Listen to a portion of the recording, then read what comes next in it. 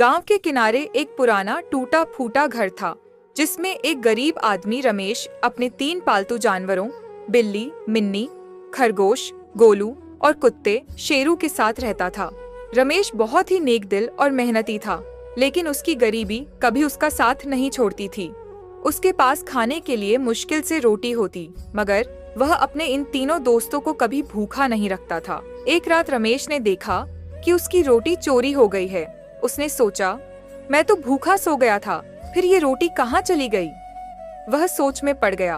क्या कोई बाहर से आया था, या फिर उसके पालतू जानवरों में से किसी ने रोटी चुरा ली? दूसरी रात उसने अपनी रोटी एक कोने में रखी और सोने का नाटक करने लगा। आधी रात को उसने देखा कि कोई हल्की हल्की आहट हो रही है। धीरे से उसने आंखें खोलीं, मगर कुछ नजर नहीं आया। सुबह होते ही उसने अपने जानवरों की तरफ देखा। शेरू, मिन्नी और गोलू हमेशा की तरह मासूम नजर आ रहे थे, मगर रमेश के मन में एक सवाल गूंज रहा था, इनमें से कौन मेरी रोटी चुरा रहा है?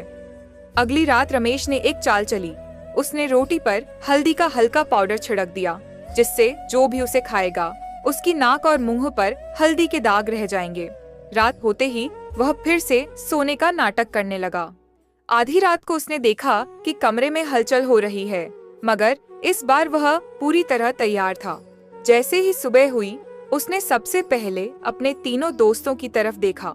शेरू हमेशा की तरह दरवाजे पर बैठा था, गोलू कोने में दुबका हुआ था और मिन्नी खिड़की के पास बैठी थी, मगर मिन्नी के मुंह पर हल्दी के हल्के निशान थे। रमेश को यकीन नहीं हुआ, उसकी प्यारी बिल्ली मिन्नी ही चोर निकली। वह दुखी हो गया। उसने मिन्नी को डांटने के लिए बुलाया, मगर तभी गोलू ने एक अजीब हरकत की। गोलू ने धीरे से मिन्नी की ओर देखा और उसके कान में कुछ फुसफुसाया, जैसे कोई राज बता रहा हो। रमेश ने यह देखा और चौकन्ना हो गया। अब रमेश को समझ आ गया था कि मामला कुछ और है। उसने एक और चाल चली। उसने अगले दिन रोटी को एक संदूक में रखकर बाहर से ताला लगा दिया और फिर से सोने का नाटक किया। आधी रात को कुछ ऐसा हुआ जिससे रमेश की आंखें फटी की फटी रह गईं। उसने देखा कि एक परछाई धीरे धीरे खिड़की से अंदर घुसी। वह कोई और नहीं बल्कि गांव का लुटेरा रघु था। रघु चुपके से कमरे में आया, मगर जैसे ही उसने संदूक खोलने की कोशिश की, शेरू भौंकने लगा। मिन्नी ने रघु की टांगों में अपने पंजे गड़ा दिए और गोलू तेजी से कूदकर रमेश को जगाने दौड़ा। रमेश फौरन उठ गया और उसने रघु को पकड़ लिया। तो असली चोर तू है, रमेश गरजा। रघु डर के मारे कांपने लगा। वह कब से रमेश के घर से छोटी छोटी चीजें चुरा रहा था, मगर रमेश को शक तक नहीं हुआ था।